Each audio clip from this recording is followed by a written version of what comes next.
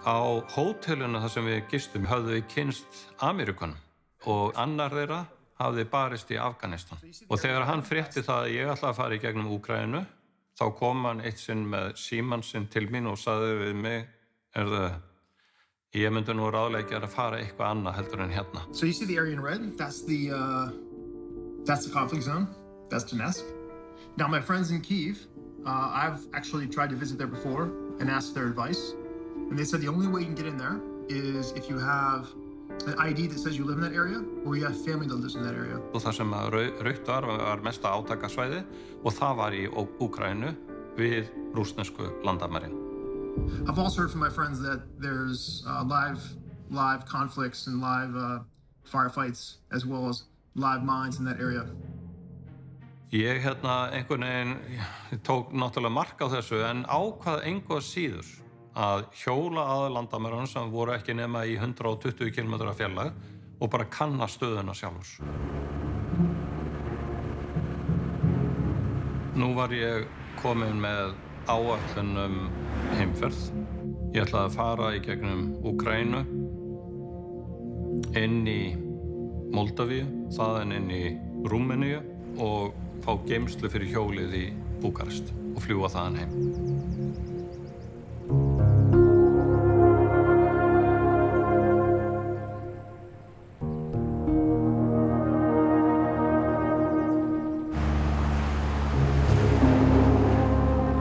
Ég staddur hérna á bensínstöð í einhverjum 500 metra fjarlægð frá úkraínsku landamærunum þar sem ég ætla að fara í gegnum Úkraínu.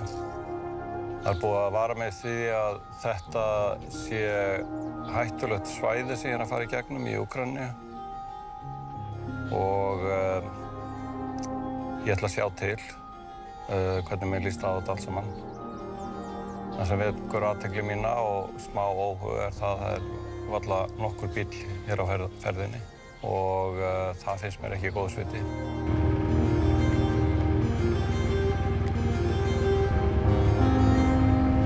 Landamæraverðirnir tóku við öllum pappírunum mínum og síðan var hringt í yfirmann landamærastöðvarinnar og hann kom, ungur strákur eða ungur maður, talaði ágætis ensku og hann sagði mér rólegur og yfirvegaður að ég væri að fara inn á mikið átakasvæði.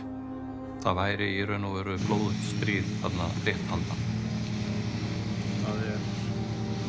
Það mikið að vera á þessum landamærum stríð í gangi. Það ekki betið en að snúa við. Ég þurfti ekki að hugsa mig með tvisvar Ég kvaddi við þá og hélt í gagnstæða átt. Þessi reynsla, hún kom við mig. Ég fann það. Allt í einu skynjaði ég stríð í Evrópu.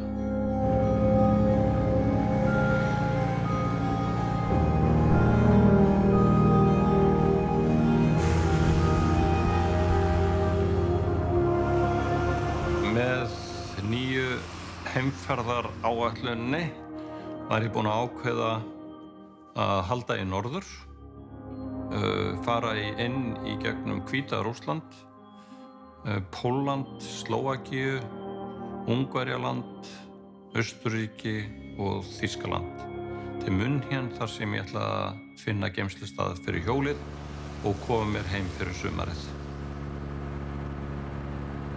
Rétt áður en ég kem að landamærum Hvíta-Rússlands þá kom ég að stúlku sem var með lítinn rekstur við þjóðveginn.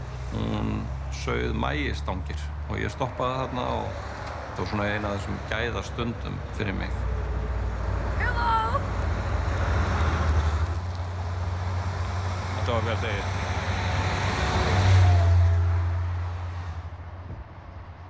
Það má eiginlega segja það að leið og ég kom inn í Hvíta-Rússland að þá hafi ég fengið vindinn í fangið í bókstaflegri og óeiginlegri merkingu þess orðs. Bæði það að ég fann það hvernig ég var allur orðinn stirður, að hálsliðirnir voru aftur farin að festa sig og nú var ég kominn með doða fram í fingur vinstri handar og átti bara erfitt með að hjóla. Þetta í fyrsta skipti frá 28. maí þegar ég hóf þetta ferðalag sem það leiðindaveður eiginlega haugarigning. Jæja, þetta hluta af ævintýrinu, renndi svona veðri. Sér á rennandi bautur bæði á rassinum og á mótum. Það búið að rigna í allan dag frá því að ég lagði af stað og á núna 130 km eftir til Minsk í Hvíta-Rússlandi. Ég orðinn gegndrepa.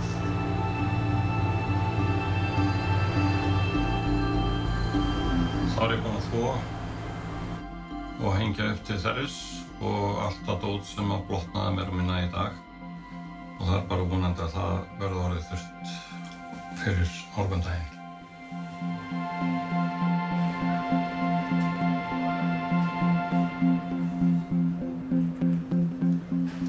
Já, ég held ég ekki eftir að gleyma Minsk í Hvíta-Rússlandi í bráð. Ekki það að ég hafi verið að skoða borgina svo mikið, reyndar nánast ekki neitt, vegna þess að hér var rigning allan tímann. En ég fékk fréttir af því að góðu vinkona mín, Sofía Magnúsdóttir, Sossa, hefur tekið sitt líf, manneskja á besta aldri. Það var einhvern veginn þannig að allur kraftur fór úr mér við þessa frétt.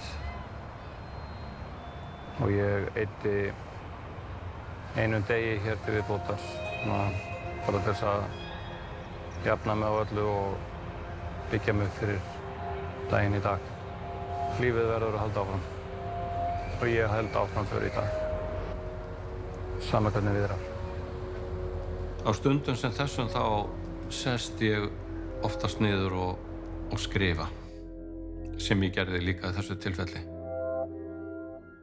Og ég skrifaði kveðjubréf til vinkonunnar sem ég síðan sendi til eiginmannsins, vinar okkar.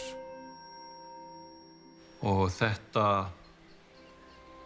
einhvern veginn róaði bara huga minn og hjálpaði mér að sætta mig við orðin hlut.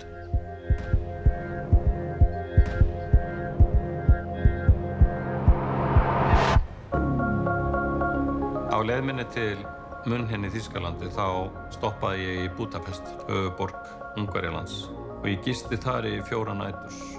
Og ég hafði hreinlega þörf fyrir það að einhvern veginn að tengja mig aftur. Ég var búinn að eiga erfiða daga þarna á undan.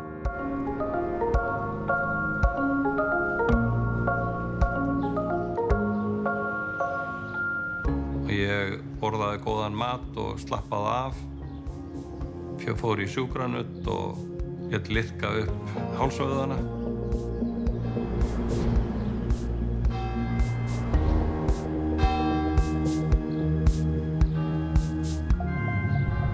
Þegar ég kem til München þá er ég búinn að hjóla 11.000 kílómetra á 74 dögum.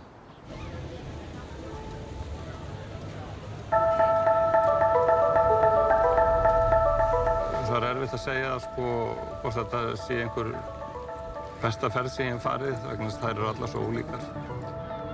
En ég held það sem að kannski gerir gæfumuninn á svona ferðalögum, það er þegar manni tekst að tengja sig við fólk og kynnast land og þjóð með því móti.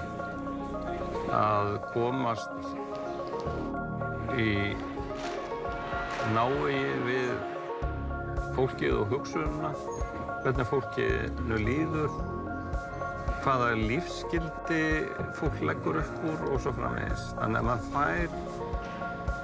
fær svo mikla dýpt með því móti.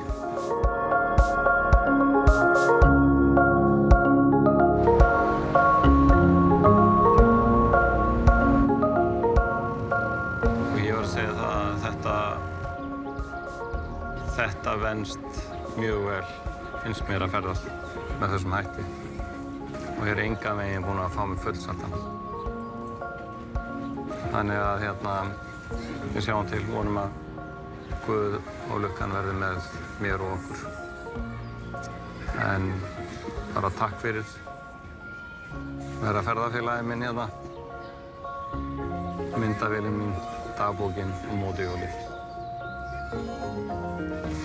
Þessi þrenning heilug fyrir mig þessa dagana.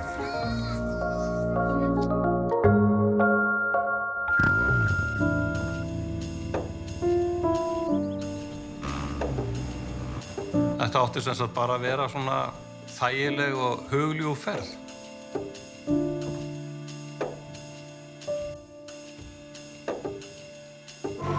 Því lengra sem við fórum suður á bóginn, því hærra varð hitastigið. Ég á ekki að fara með hún til Afríku. Það verður allt of heitt fyrir mig.